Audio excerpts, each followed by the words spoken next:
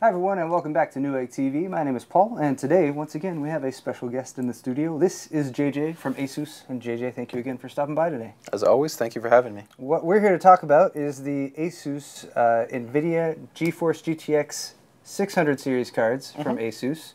Specifically, we have two of them here. This is the GTX 670 DirectCUII top and the GTX 680 DirectCUII top. Just to let you guys know what these cards are all about, first they use the Nvidia GeForce GTX, it's actually called the GK104, is the GPU that's in both of these. The 670 is right here, and it uses the DirectCUII cooler. The 680 over there, also using the GTX 680 version of the DirectCUII cooler.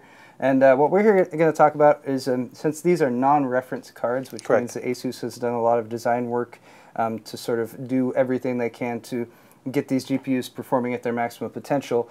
We wanted to talk about some of the features of the cards, specifically with reference to their non-reference-ness, if that's a word that I can make. I think it works. Okay. No worries there. So yeah, essentially what we're trying to discuss here and give a little bit more clarity and transparency to is going to be the non-reference aspects. And what non-reference essentially mean is, as a board partner, we receive white paper guidance on essentially the original reference part and kind of the base criteria for producing that part. It's then up to the board vendor partner to decide, do we want to go ahead and maintain that reference design specification, which includes everything from the PCB board design to the heatsink and the fan assembly to even like I/O connectivity.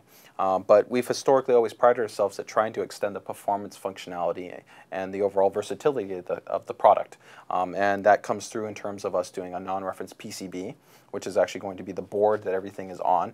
Then from there, non-reference VRM and the components that are attached to that, as well as a non-reference heatsink and cooling assembly, which of course can affect performance. So those are the kind of main points that we want to touch on and kind of give a little bit more clarity as to why we've made certain design specification choices. Okay, and we do have a reference card here for comparison, so we can sort of give a back and forth between this. And JJ, you were telling me that these are now collector's items? That's correct, yeah. We've already fully replaced the reference 680 parts with our full non-reference 680 DirectCUII parts. And the 670 we launched with a full non-reference part from the very beginning. So you don't have to worry about looking for possibly saying, oh, am I going to get the reference part or anything like that. All our 670s are non-reference. Okay, so we'll be popping this out from time to time to give you guys a bit of a comparison between reference and non-reference. And I would also say that they should probably check out our video that we did on overclocking and performance if they want more information. Yes. Between the actual real kind of performance benefits and temperature, as well as clock speeds that come between the reference part and the non-reference part. So as JJ mentioned, we also have an overclocking video on the GTX 600 series, specifically the higher end cards, but a lot of it applies to a lot of the cards in the series. But that being said, where shall we start with the PCB, the cooler? Yeah, sure. So give me a second to bring up a little bit of information that we have here. So the first thing that kind of we want to talk about, and it's something that you guys have now seen for a very long period of time, is of course the cooler, the DirectCUII design itself, right? So we started quite a bit some time ago with focusing on a direct contact copper design, and that was really chosen in terms of helping to give a high level of efficiency. Now we have different types of DirectCUII implementations, right, ranging from DirectCUII 1, which has a single fan, but still uses a heat pipe solution. Could be single generally it's going to be two heat pipes, over to DirectCUII 2, which could be either a 2-slot design or even a triple slot design, and we'll have variations in terms of the number of heat pipes as well as the size of the actual fans that are incorporated there, whether it's like 10 centimeter fans or 80 centimeter fans. It could vary, but overall the focus is of course at helping to provide additional airflow to a large VRM heatsink, as well as to the actual GPU heatsink, to help to dissipate the card more effectively and in a more balanced fashion. Instead of what's normally utilized when you have a reference card is going to be a blower type design. The blower type design can be very good at overall actually cooling the card, but it has a disadvantage that because it's generally going to be a smaller frame, that smaller frame will have to rev at a faster rotation rate, and that produces more noise. So the main reason why we've chosen impeller design is because we took a lot of actual feedback from the user community, going out to different gaming events like QuakeCon, BlizzCon, LANFest, and things along those lines, as well as actually a survey that we did through GPU-Z, where we took actually over 60,000 submissions from users actually asking for feedback, saying, hey, what do you prioritize as a gamer and as an enthusiast? And the majority of users came back saying, hey, we first want acoustics.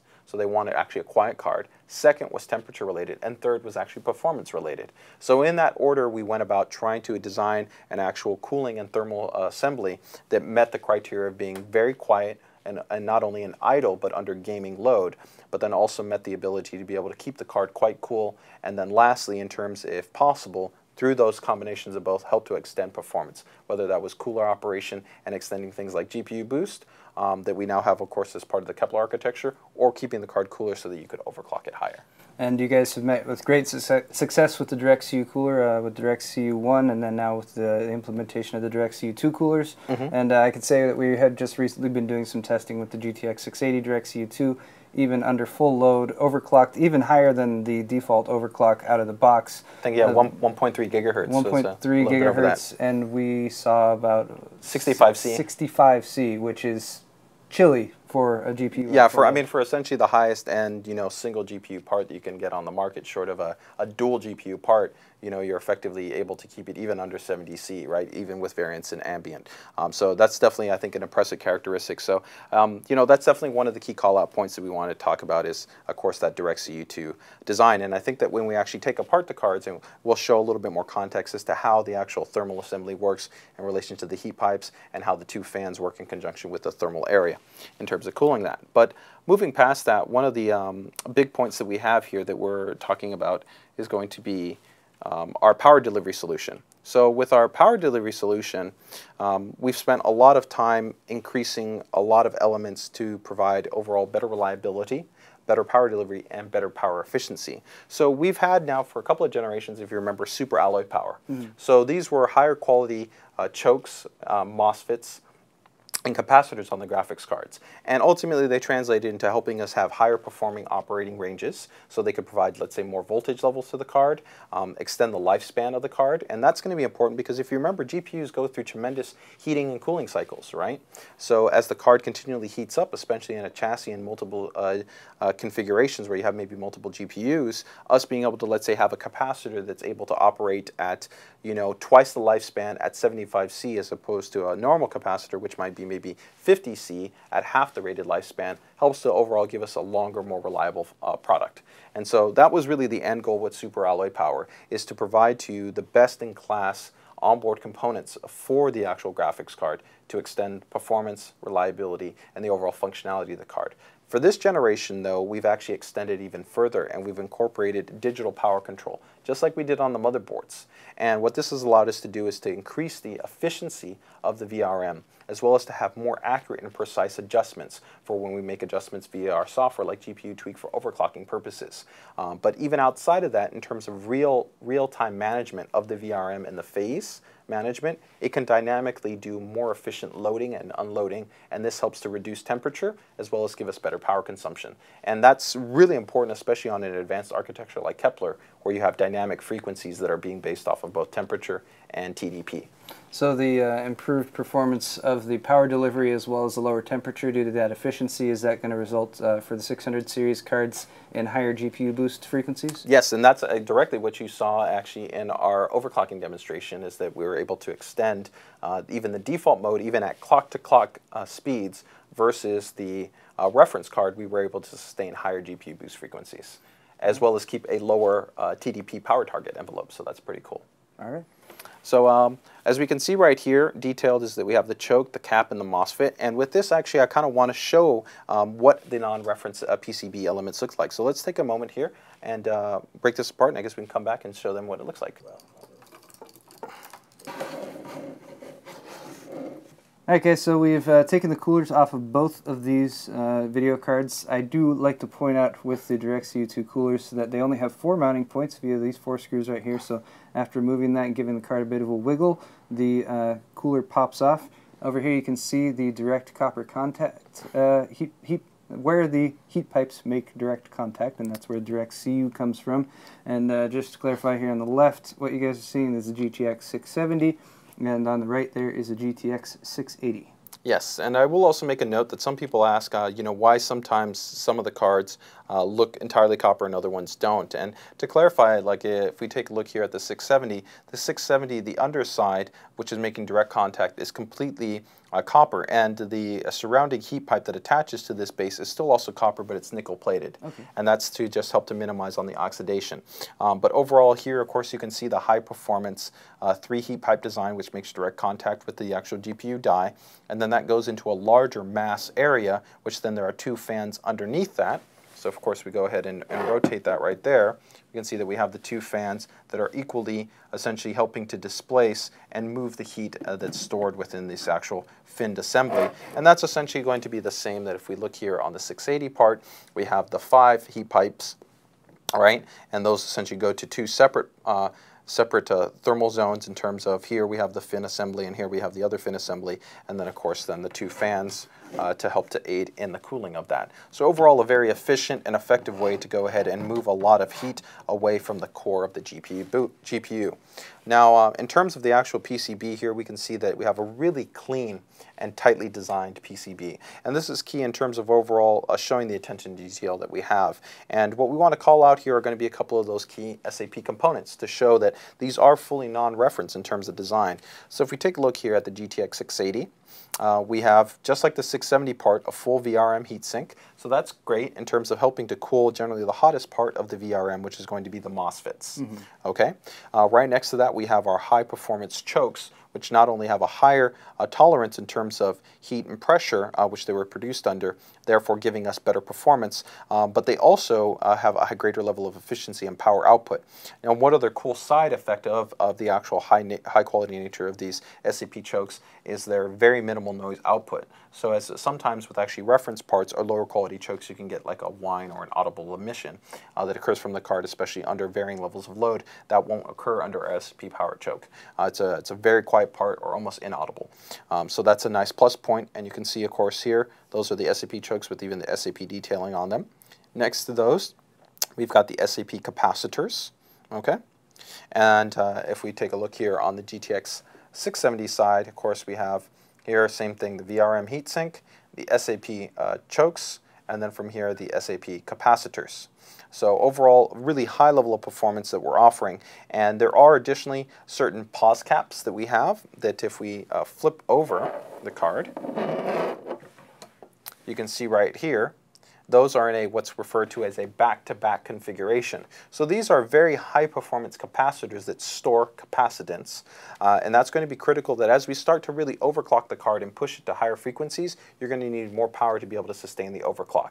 And so we position them directly behind the GPU to be in the optimal place to immediately provide that power delivery. Sometimes with other competitors, you're going to see that the location of these are sometimes significantly away from the GPU, and they might still sometimes serve to help, but because of the larger distance that they're traveling, they're far less efficient and it could require propagating significantly more. And this is what we refer to as our SAP cap configuration, which is also on the GTX 680 part in terms of on the direct back of the GPU. From a design perspective, is it much more difficult to actually position those capacitors right there behind the GPU? It's definitely quite a bit more difficult because there's a lot more sensitivity in terms of the trace layout and other PCB considerations that you have to have when incorporating those designs. So generally only on the highest end cards and the cards that we're going to take the most time to bring the highest quality power implementation to, are you going to have that type of design implementation. Okay. All right. From here, we do have some other kind of subtle touches in terms of the power delivery componentry, and that's going to be in the actual fuse protection implementation. So you can see actually right here where we have 2 fuse circuits. These 2 fuse circuits are actually there to protect against overcurrent protection issues. So we have a nice benefit in terms that in certain cards, if one of the OCP circuits is overridden, then it could potentially go directly in and compromise the integrity of the card. But under our design, we essentially have a secondary one in place as well to go ahead and add additional reliability to the card. Second one is right there. Mm-hmm. And outside of that, one of the other things that you're going to find is if we can see it on here, it's going to be the Digi Plus power controller. And you can actually see there that it says Digi Plus. Oh, very nice. And so that would be also the same on the GTX 680 part if we take a look right here. And so that's the controller which essentially allows us to have the superior efficiency and the overall management regulation of the VRM assembly. So that gives a little bit of perspective on the inside of these cards and how we've taken kind of that step to improve the overall quality and the power componentry that we're offering on our cards. And there'll be kind of some slide information here that you guys can reference as well to denote that we also have increased the power delivery components in comparison to reference parts. So take an example like on the GTX 670, we're using a higher phase count as well than the reference part would be utilizing.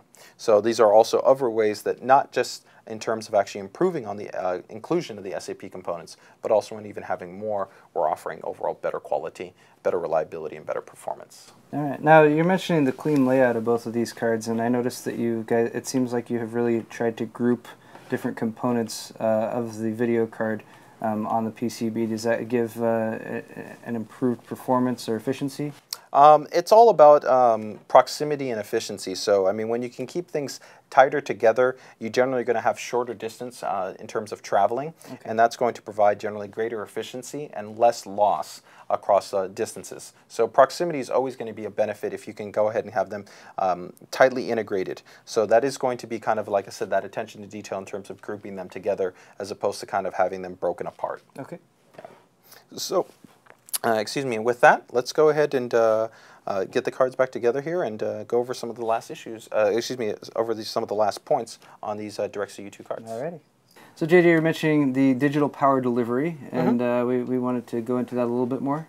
Yeah, so here we're actually just giving you a little bit more of electrical information regarding some of the actual characteristics between our digital implementation and the reference design implementation, and how its actual superior accuracy can help to provide us actually lower power noise, which is going to be important in terms of the efficiency and the overall stability that we can have, especially as we're approaching higher frequencies. The whole goal here is that the lower the overall power noise, the better off that we're going to have less interference at these higher clock frequencies to be able to maintain better stability. Because sometimes it's not just a question of that the GPU part itself needs to have the margin in terms of that frequency, but also other variables can come into play in terms of like noise that's coming from some of the VRM componentry or from adjustments that are being created by the controller that's on the actual board that could also be affecting the overclocking margin. So there are multiple things to consider actually during the overclocking process, and this is part of the reason why we transitioned to utilizing this more advanced digital controller. So reduce noise with the Digi Plus VRM, and that will effectively lead to more stable overclocks? Correct, yeah, assuming that there's that margin that's present within of course, the CPU part, and that's something that we try to help to ensure, especially under our top series cards, where we do active binning to help to extend the actual margin in terms of the frequency that's capable on that part. Okay. So moving past that, you know, here's just a little bit of context in terms of like some of the performance metrics where we're talking about that, you know, you can have superior boost clock frequency performance, and here we can see right that the base clock here on this part is 1058 with our boost clock being 1137, but yet our actual in-game boost clock is quite a bit higher at 1293. So that's offering us a really high level of performance at that default top rating value. With the great functionality that we offer within our DirectCUII utility, we can actually easily overclock the card and take advantage of course, our non-reference design elements, including, of course, the cooling capabilities of the card, as well as, of course, the non-reference VRM elements. And you can see that we were able to extend the overclocking margin to 1366, so a little bit over, you know, 1.35 gigahertz. So pretty impressive that we're able to extend that margin out of the graphics card when you consider that our baseline clock frequency was 1058. And just to clarify for folks looking at this chart here, the boost clock speeds that you saw there, the ones that are bolded, those are when you actually set the boost clock speed on the left side, which you were just upping in 10 megahertz increments? Correct. Okay. So pretty straightforward. So with that, you know, here we're just giving you a little bit of context that, of course, we're able to keep the temperature cool in terms of actually when it's running. And you can, of course, see that all that information is easily accessible and adjustable within our actual GPU tweak utility, whether it's the GPU boost clock frequency or making those modifications and those adjustments. So overall, that and tied in with the superior power efficiency really helps to drive home some of the benefits that we're offering in terms of the Digi Plus VRM as well as the SAP power components. So lastly, I want to just talk about some of the other physical items that we have here on the cards. So I know that you were asking me about the LEDs that we had there on the back. Yes, let's show those. So right here there's a couple LED light banks, and these will light up they will correspond with the PCI Express power plugs that are actually located right next to them. So if your power supply is plugged in and on, you connect them here, you'll see green LEDs that light up to let you know, yes, they're plugged in, they're connected, they're getting power, and if not, they will be red. So very nice, clear visual indication that your power is plugged in correctly. Yeah, and you'll also see those here on the 680 part as well. You can see there's two little notches right there that are also letting you know that there's a LED marker. So it's a nice just kind of attention to detail in terms of just making it a little bit easier when you go about installing the card so that you know that you've successfully connected the power without any issues. Just like you know that we've added that bracing guard on the back of the card that links in with the frame to go ahead and ensure that you have superior rigidity, especially when you're utilizing a more complex or more elaborate heatsink and fan assembly. It's important that you add that rigidity so that you don't add torsion to the actual core of the GPU die. Because over time, as you go through heating and cooling cycles, if you have too much torsion, that can affect the overall long-term stability and reliability of your GPU part. So here we've tried to make sure that we have a robust implementation in terms of how we actually attach it to the GPU die and the PCB board, but as well as that we supply additional bracing to give that rigidity across the entire PCB. All right, so very nice attention to detail, and here, let me just flip this around so you guys can see. So they have this back plate that's been implemented. It goes all the way to the back, flips around here, and then comes up and actually makes contact via a foam pad with the cooler itself. So overall, that gives hopefully a little bit more information, a little bit more understanding to what we're doing special on the GTX 600 series of non-reference ASUS graphics cards, and how we're helping to extend the overall performance, reliability, and the functionality. All right, guys, so that's been our overview with a little bit of additional information about the high-end GTX 600 series cards from ASUS.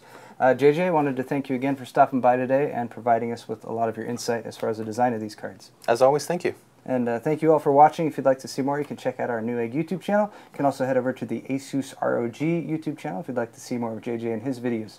Thanks a lot for watching, everyone. We'll see you next time.